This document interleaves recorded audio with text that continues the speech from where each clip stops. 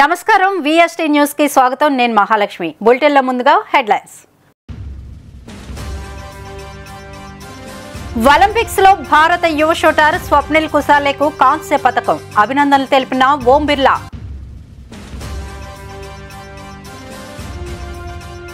హైదరాబాద్ లో మరో అంతర్జాతీయ క్రికెట్ స్టేడియం కు సీఎం రేవంత్ రెడ్డి మంతనాలు ఉమ్మడి విశాఖ జిల్లా స్థానిక సంస్థల ఎమ్మెల్సీ వైసీపీ అభ్యర్థిగా బొత్స పేరును ఖరారు చేసిన జగన్ వ్యసనాలకు అలవాటు పడి అమాయకులను టార్గెట్ పెట్టి ఏటీఎంలో నగదు కాజేస్తున్న దొంగ అరెస్ట్ మోక గణపతిరావు కాలేజీని మోడల్ కాలేజీగా తీర్చిదిద్దుతామన్న Mummidivaram MLA Datla Subbaraju Paris Olympics లో పురుషుల 50 మీటర్ల రైఫిల్ 3 పొజిషన్ భారత యువ షూటర్ స్వప్నిల్ కుసాలే కాంస్య పతకం గెలుచుకున్న విషయం తెలిసిందే. ఈ నేపథ్యంలో శుక్రవారం ఉదయం లోక్సభ సమావేశాలు ప్రారంభం కాగానే స్పీకర్ ఓం బిర్లా సభ తరపున యువ షూటర్ స్వప్నిల్ కు అభినందనలు తెలిపారు. క్వాలిఫికేషన్ రౌండ్ లో 7వ స్థానంలో నిలిచి 8 మంది అర్హత సాధించిన ఫైనల్లో స్వప్నల్ 451.4 పాయింట్ల స్కోర్తో 3వ స్థానంలో నిలిచాడు. पेरिस ओलंपिक 2024 में 50 मीटर पुरुष राइफल स्पर्धा में कांस्य पदक जीतकर एक बड़ी उपलब्धि हासिल की है. ये पेरिस ओलंपिक खेलों में भारत का तीसरा कांस्य पदक है. श्री कुसाले की उत्कृष्ट उपलब्धि राष्ट्रीय गौरव का विषय है. मैं अपनी ओर से तथा पूरे सदन की ओर से स्वप्निल कुसाले जी को हार्दिक बधाई देता हूं तथा ओलंपिक में भाग ले रहे भारतीय खिलाड़ियों के दल को भी शुभकामनाएं देता हूं. హైదరాబాద్ లో మరో అంతర్జాతీయ క్రికెట్ స్టేడియం నిర్మిస్తామని తెలంగాణ సీఎం రేవంత్ రెడ్డి ప్రకటించారు. బేగరీ కంచెలోని స్కిల్ యూనివర్సిటీకి సమీపంలో ఈ నిర్మాణం చేపడతామని తెలిపారు. దీనిపై బీసీసీఐతో ప్రాథమిక చర్చలు పూర్తి చేశామన్నారు. ఈ మేరకు శాసనసభలో సీఎం మాట్లాడారు. రాష్ట్రంలో క్రీడాకారులను అన్ని విధాలుగా ప్రోత్సహిస్తామని త్వరలో స్పోర్ట్స్ పాలసీ తీసుకొస్తామని సీఎం రేవంత్ రెడ్డి చెప్పారు. పెద్ద పెద్ద చదువులు చదవాలని తల్లిదండ్రులు ఏదైతే తాపత్రయపడుతుర్రో పిల్లల్ని పూర్తిగా పుస్తకాలకే అంకితం చేసి అసలు వాళ్ళకి ఎలాంటి క్రీడా అవకాశాలే లేకుంటే తల్లిదండ్రులు పిల్లల మీద ఒత్తిడి తీసుకొచ్చి చదువుకునే విధంగా ఒత్తిడి చేస్తున్నారో ఆటలలో కూడా రాణిస్తే ఉద్యోగాలు వస్తాయి, ఉపాధి వస్తుంది, ఆ కుటుంబానికి గౌరవం పెరుగుతుంది. ఈ విషయం ప్రపంచానికి తెలవడం కోసమే ఈరోజు నిఖత్ జరీన్కి ఆర్థిక సాయం అందించినాం. జూబ్లీహిల్స్ బంజారాహిల్స్ ప్రాంతంలో ఇల్లు కట్టుకోవడానికి 600 గజాల ప్లాట్ ఇచ్చినాం.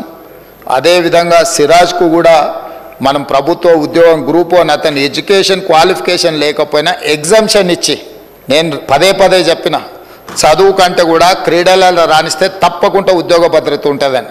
ఇంటర్మీడియట్ పాస్ అయిన సిరాజ్కు మనం ఇస్తున్న గ్రూప్ 1 జాబ్కి యాక్చువల్గా డిగ్రీ క్వాలిఫై అయి ఉండాలి. మనం ఆ ఎడ్యుకేషన్ కూడా ఎగ్జామ్షన్ ఇచ్చి మరి మనం సిరాజ్కి ప్రభుత్వ ఉద్యోగం ఇవ్వడం జరిగింది. అధ్యక్ష నిఖత్ జరీన్ గ్రాడ్యుయేట్ కాబట్టి వారికి కూడా మనము గ్రూప్ 1 డిఎస్పి కార్డర్ పోస్ట్ ఇవ్వడం జరిగింది. ఈరోజు నేను తమ ద్వారా తెలంగాణ రాష్ట్రంలో కంప్లీట్గా స్పోర్ట్స్ పాలసీని తీసుకురాదలుచుకున్నాము. వివిధ రాష్ట్రాలల్లో మేము వాటిని స్టడీ చేసి వాటికి సంబంధించిన సమాచారాన్ని కూడా సేకరించినాము. అత్యధికంగా క్రీడాకారులకు ప్రోత్సాహకాలు ఇస్తున్నది హర్యానా రాష్ట్రము.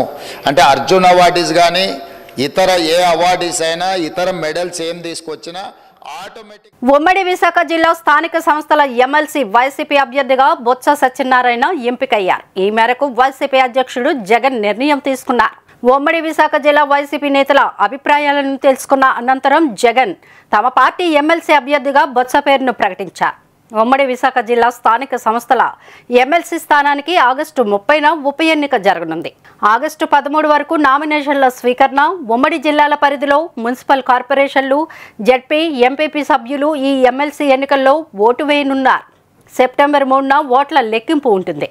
ఇంద్రకీలాద్రిపై వెలిసిన దుర్గమ్మను ప్రముఖ సినీ నటి, నిర్మాత నిహారిక కొనిదల శుక్రవారం దర్శించుకున్నారు. కమిటీ కుర్రాళ్ళు చిత్ర ప్రమోషన్లో భాగంగా విజయవాడ వచ్చిన ఆమె దుర్గమ్మను దర్శించుకున్నారు. దుర్గమ్మ దర్శనం అనంతరం ఆలయ ఈవో అమ్మవారి చిత్రపటాన్ని ప్రసాదాన్ని అందజేశారు.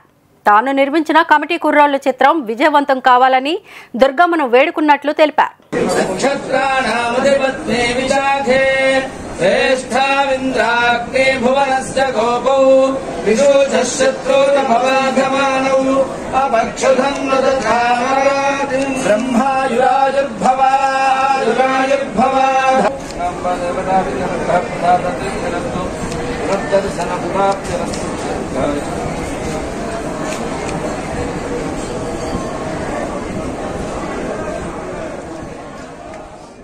ఒక్క రోజులో 97% పింఛన్ల పంపిణీ సంతృప్తిని ఇచ్చిందని ఏపీ సీఎం నారా చంద్రబాబు నాయుడు సామాజిక మాధ్యమం ఎక్స్ వేదికగా తెలిపారు. 1వ తేదీనే ఇంటి వద్ద 2,737 కోట్లతో 64 లక్షల మందికి పెంచిన పింఛన్ల పంపిణీ ఎంతో ఆనందాన్ని ఇచ్చిందన్నారు. గతంలో ఎన్నడూ లేని విధంగా ఒక్క రోజులో రికార్డు స్థాయిలో 97.54% పింఛన్లు అందించామన్నారు. వృద్ధులు, దివ్యాంగులు, ఇతర లబ్ధిదారుల ఆర్థిక భద్రత మా బాధ్యత అని చంద్రబాబు పేర్కొన్నారు.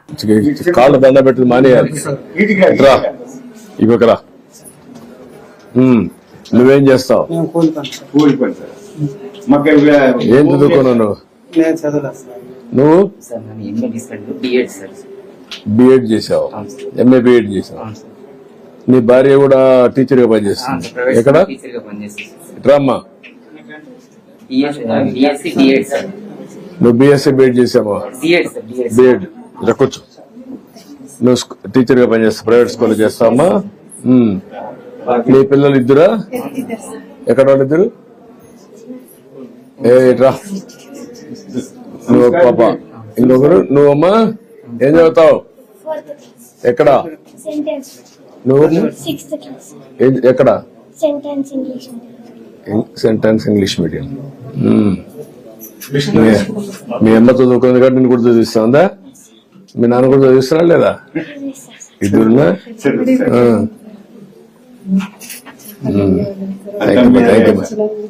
ఇప్పుడు నువ్వేం పని చేస్తావు? సార్ నేను డైలీ వేజెస్ కింద వాటర్ వర్క్స్ దీంట్లో వర్క్ చేస్తున్నాను సార్. ఆర్డబ్ల్యూ దీంట్లోనే శ్రీరామ్ రెడ్డి డ్రింకింగ్ వాటర్ ఉంది సార్. దాంట్లో డైలీ వేజెస్ కింద వర్క్. ఇప్పుడు నువ్వు టెక్నాలజీ ఏం నేర్చుకోలేదా? లేదు సార్, ఐటీ టెక్నాలజీ నేర్చుకోలేదు సార్. నువ్వమ్మా? నీకు టెక్నాలజీ నేర్చుకోవాలా? ఓన్లీ ప్రభుత్వ రంగ టెలికాం సంస్థ భారత సంచార్ నిగమ్ లిమిటెడ్ ఓవైపు 4G సేవలను ప్రారంభిస్తూనే 5G పైన కూడా సన్నాహాలు చేస్తోంది. తాజాగా టెస్టింగ్ దశలో ఉన్న BSNL 5G నెట్వర్క్ను కేంద్ర మంత్రి జ్యోతిరాదిత్య సింధియా పరీక్షించారు. Centre for development of telematics క్యాంపస్లో 5G ద్వారా వీడియో కాల్ మాట్లాడారు. ఈ వీడియోను తన ఎక్స్లో పోస్ట్ చేశారు. Okay, wonderful. You can see me and you can hear me? Okay, wonderful. Very nice. Wonderful. This is using BSNL 5G. Anantapuram జిల్లాలో ఘోరం జరిగింది. ఆదిమూర్తి నగర్లోని లిటిల్ ఫ్లవర్స్ స్కూల్లో 8వ తరగతి చదువుతున్న విద్యార్థినితో ఆ స్కూల్ కరెస్పాండెంట్ ఆంజనేయులు గౌడ్ అసభ్యంగా ప్రవర్తించాడు. తమ పిల్లలను ఆంజనేయులు పలుమార్లు లైంగికంగా వేధించాడని తల్లిదండ్రులు పోలీసులకు ఫిర్యాదు చేశారు. శుక్రవారం ఆంజనేయులను పోలీసులు అదుపులోకి తీసుకున్నారు.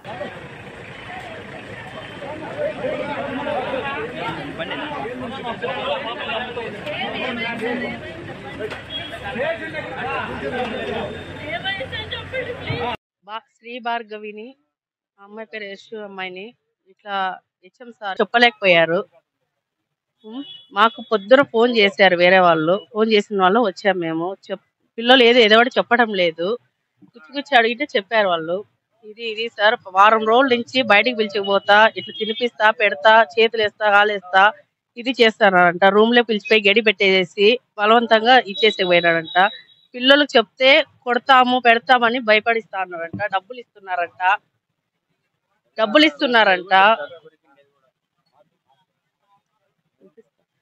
ఇస్తున్నారంట పిల్లలకి సార్. పిల్లలు డబ్బులు ఇచ్చి ఇది చేస్తున్నారంట. చెప్తే తీసి ఇచ్చి పంపిస్తాము, మీ పేరెంట్స్ చెప్పొద్దండి అని లోపల ఇది చేస్తున్నారు సార్. ఇట్లా 10 రోజుల నుంచి జరుగుతా ఉందంట సార్. మొన్న కూడా వారం కిందట వచ్చాము మేము, పిల్లలు చూసుకొని వెళ్ళిపోయాము. ఎవరు చెప్పలేదు, పిల్లలు భయపడి. ఏమైందంటే ఏం చెప్పడం లేదు సార్. ఈరోజు పొద్దున్న మార్నింగ్ తెలిసింది మాకు. కాంగ్రెస్ ఎమ్మెల్యే దానం నాగేందర్ అసెంబ్లీలో రెచ్చిపోయారు. అసెంబ్లీలో ఉన్న సంగతి కూడా మర్చిపోయి నోరు జారారు. నీ అమ్మ తోలు తీస్తా బయట తిరగనేను ఏమనుకుంటున్నారా అంటూ బీఆర్ఎస్ ఎమ్మెల్యేలకు వార్నింగ్ ఇచ్చారు. దీనికి బీఆర్ఎస్ ఎమ్మెల్యేలు సైతం ఛాలెంజ్ విసిరినట్లు వీడియోలో కనిపిస్తుంది. స్పీకర్ కలగజేసుకోవడంతో విషయం సద్దుమణిగింది. ప్రస్తుతం ఈ వీడియో వైరల్ అవుతోంది. ఏమనుకుంటున్నారా మీరు?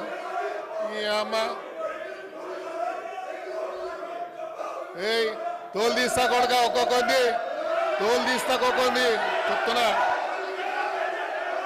తోలు తీస్తా ఏమరే బయట కూడా తిరగని అని చెప్తున్నా నేను.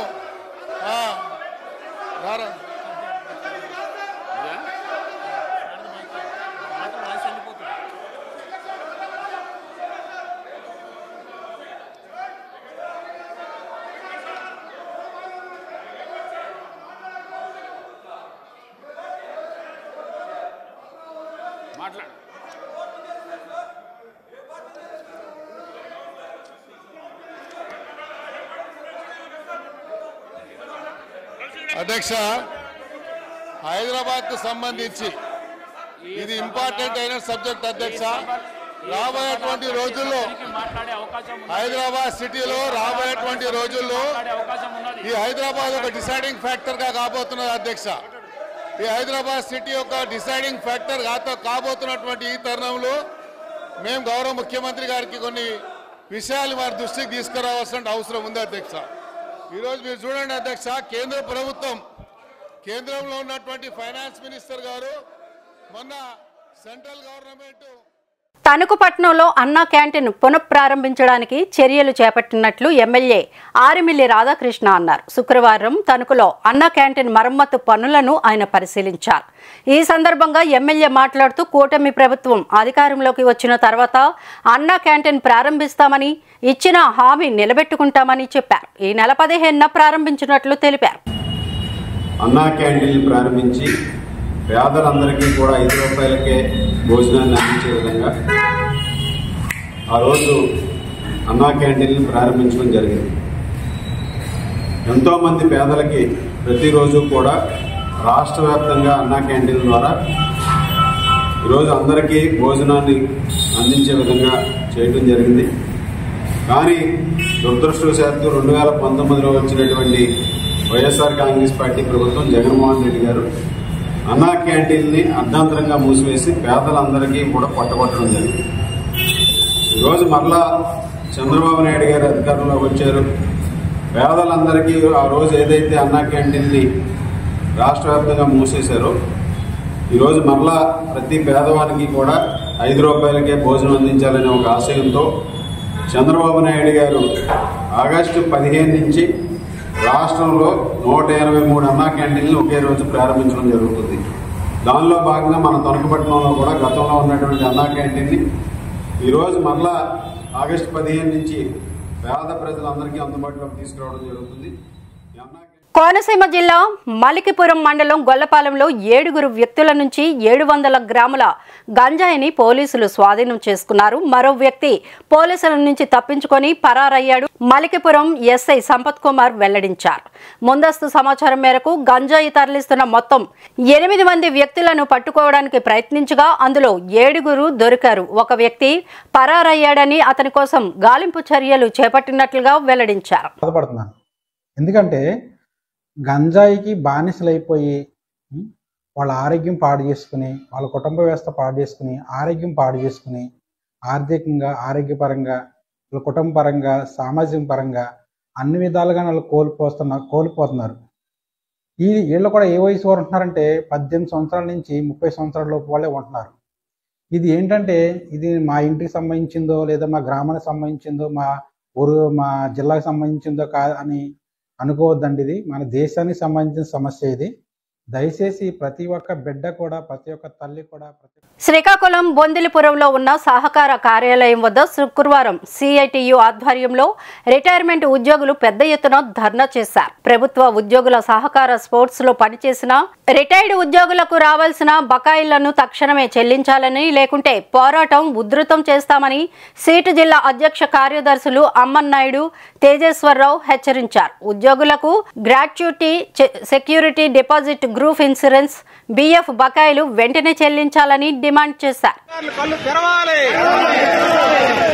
చేస్తున్న అధికారులు కళ్ళు తెరవాలి. రిటైర్ అయిన ఉద్యోగుల బకాయిలు వెంటనే చెల్లించాలి. ఆదేశాలు కొలు చేయడం దుర్మార్గం. ఉద్యోగాలు చెల్లించాలని కట్టదే స్పందించాలి. సహకార అధికారులు మార్చాలి. రిటైర్ ఉద్యోగుల సమస్యలు వెంటనే చేయాలి. సెక్యూరిటీ డిపాజిట్ బకాయిలు వెంటనే చెల్లించాలి. బకాయిలు వెంటనే చెల్లించాలి. గ్రూప్ ఇన్సూరెన్స్ బకాయిలు వెంటనే రిటైర్ ఉద్యోగుల ఎస్సీల వర్గీకరణకు సుప్రీంకోర్టు అనుకూల తీర్పు ఇవ్వడంతో కూటమి నాయకులు రాజమండ్రి దేవీచౌక్ సెంటర్లో ఉన్న డాక్టర్ బిఆర్ అంబేద్కర్ విగ్రహానికి పూలమాల వేసి అభిషేకం చేశారు. ఈ కార్యక్రమంలో మాజీ జడ్పీటీసీ సభ్యుడు బోసుబాబు, మాజీ society chairman Satyababu, MRPS Peravali పండుతో పాటు ఎంఆర్పీఎస్ నాయకులు, సభ్యులు పాల్గొన్నారు.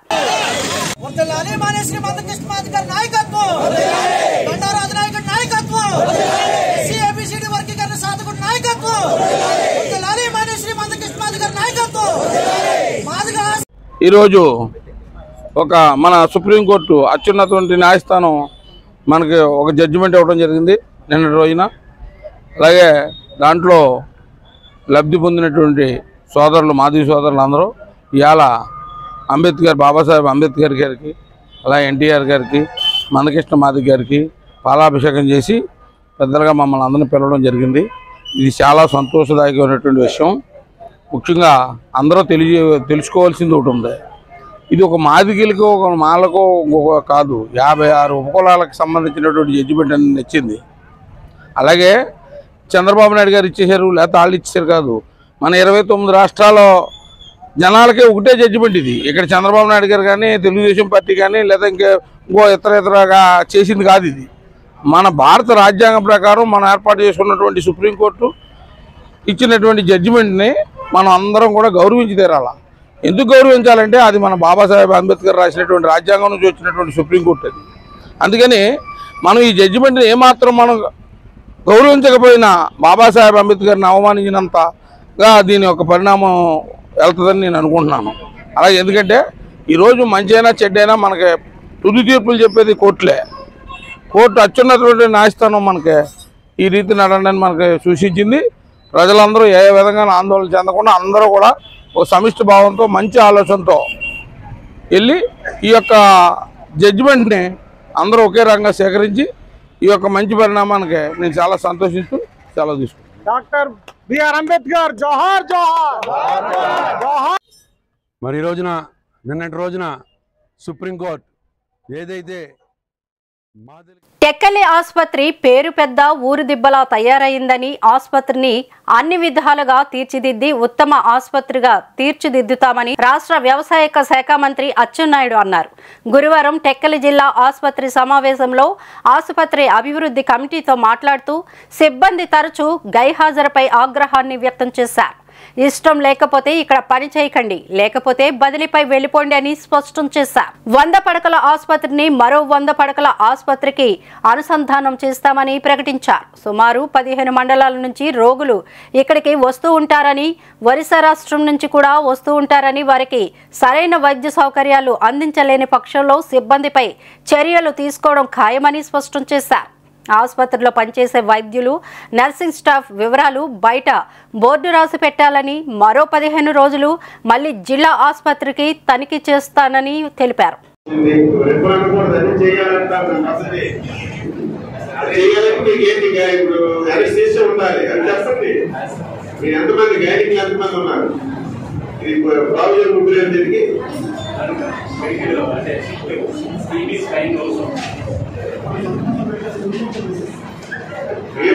ఎవరైనా ఉన్నారు కదా,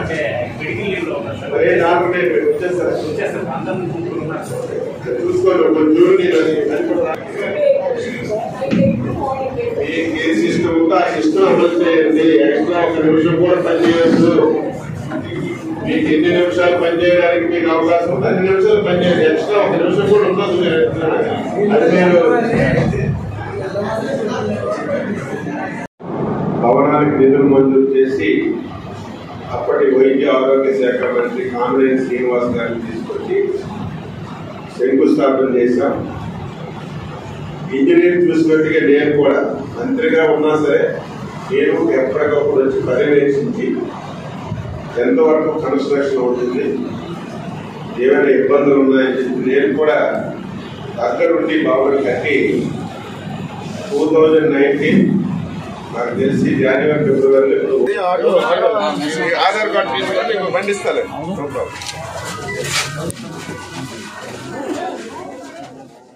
ఉత్తరాంధ్రుల ఆరాధ్య దైవం పాతపట్నం గ్రామం దేవత శ్రీ నీలమణి దుర్గా అమ్మవారు ఆషాఢమాసం శుక్రవారం శాకాంబరి దేవి రూపంలో భక్తులకు దర్శనమిచ్చారు. 400 సంవత్సరాల చరిత్ర కలిగిన ఈ మందిరం పర్లాకిమిడి గజపతి రాజుల హయాంలో నిర్మించబడింది. కోరిన కోరికలు తీర్చే కల్పవల్లిగా ప్రసిద్ధి చెందిన శ్రీ నీలమణి దుర్గా ఆలయంలో సుమారు 500 కిలోల కూరగాయలతో అమ్మవారి మూల విరాట్ను సర్వాంగ సుందరంగా అలంకరించారు. ఈ అపురూప దృశ్యాన్ని తిలకించి అమ్మవారిని దర్శించుకునేందుకు భక్తులు అధిక సంఖ్యలో హాజరయ్యారు. దేవాదాయ శాఖ అధికారులు భక్తులకు ఎటువంటి అసౌకర్యం కలగకుండా ఏర్పాట్లు చేశారు.